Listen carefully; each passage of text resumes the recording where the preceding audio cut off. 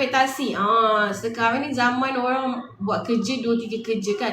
Suami isteri buat kerja, dah buat kerja hakiki, lepas tu buat lagi kerja part time lagi.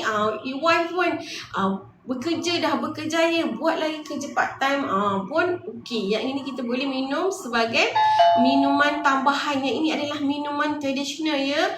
Apa-apa kalau you ada penyakit kronik ke apa, you kena jumpa pakar. You kena pergi dapatkan khidmat yang lebih pakar, iaitu hospital lah.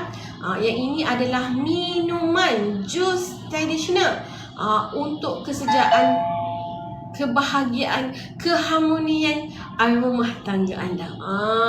Okey. Yang ini terutama lelaki yang ada masalah you punya kelakian. Nak memantapkan prestasi you all. Nak bagi semangat wajah. Semangat